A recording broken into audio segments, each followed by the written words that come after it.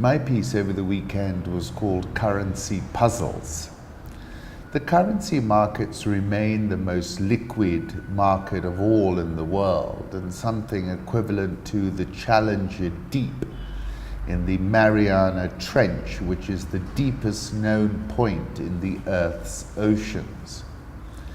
The FX market trades in excess of $5 trillion a day.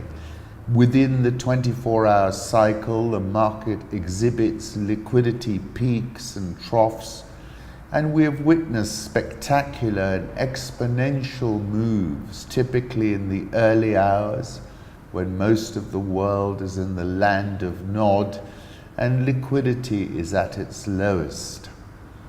You might recall a night when sterling tanked 10 big figures, a night when the Rand flash crashed, and even this year we saw the Aussie get creamed. Wizards and gremlins stalked the night. Once upon a time, the FX market was a voice-over market.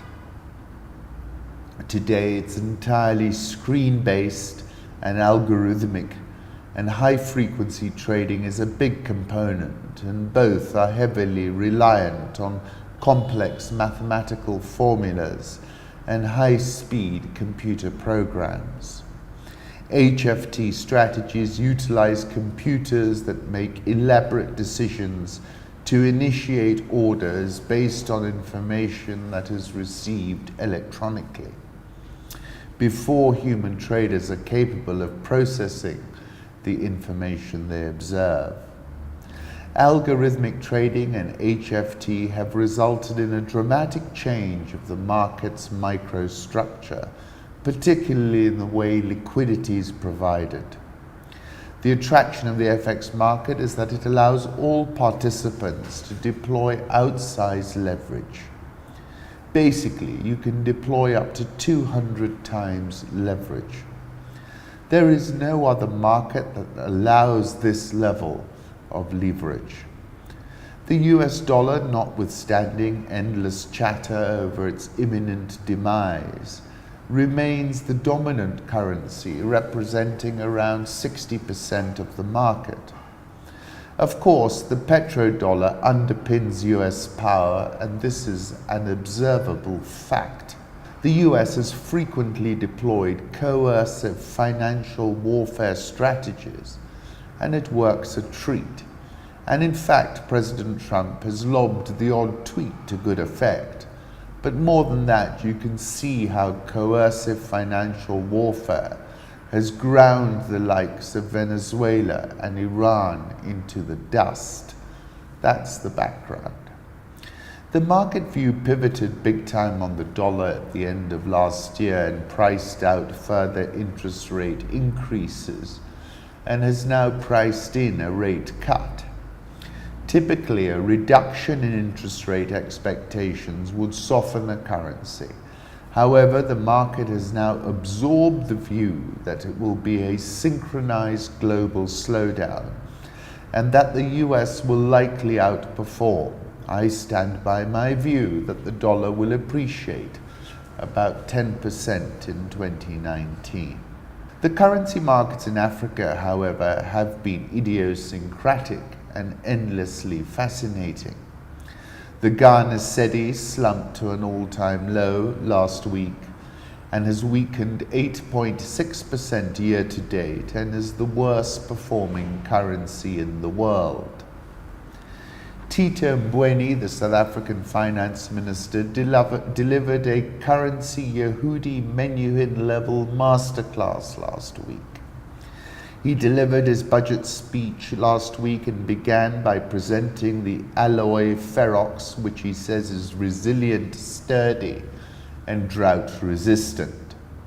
He then started with all the bad news, the proposed and expensive rescue of Eskom, and this sent the Rand into an almighty tailspin and an orgy of Rand selling. At one point, the Rand was down 2% on the day. Then he rode back and he had all the Rand shorts where he wanted them. The Rand ended the day marginally positive. Mr. Mbowene's budget speech and the finesse with which he skewed his delivery, negative first and then gradually more positive, set the trap. He exhibited a feel for the markets which was seriously noteworthy. Zimbabwe finally overhauled its dysfunctional and whack and even voodoo FX regime. Zimbabwe's government dropped its insistence that a quasi-currency known as bond notes are at par with the dollar, as it overhauled foreign exchange trading and effectively devalued the securities. While the government has previously insisted that bond notes and RTGS dollars are worth the same as US dollars, the units currently trade at between 3.66 and 3.8 to the dollar, respectively, on the black market. The introduction of a Zim dollar will be just in name, but the RTGS dollar is essentially the Zim dollar. Tendai Biti is predicting a 6 to 8 range, whilst the government is looking for it to appreciate at 2.5, which is best characterized as Hail Mary economics. This is the right move, but I would definitely be short at 2.5 if it ever gets there, which is entirely unlikely. It got there actually, because that's where the central bank sold on Friday. The Sudanese pound has been in free fall, and its consequences are self-evident, with Omar al-Bashir imposing a state of emergency. Nigeria maintains a two-tier FX regime, a little like King Canute. It's entirely unlikely that Nigeria can accelerate out of the GDP slow lane with the current FX regime. The standouts in Africa from a currency perspective are Egypt and Kenya. Egypt's Al-Sisi devalued big and early, and the consequences of that bold economic pivot is there for all to see. Egypt GDP is likely to have a 5 handle in 2019, and the economy has now overtaken South Africa. And in Kenya, the shilling has appreciated by 1.6% in 2019 and is testing the key 100 level.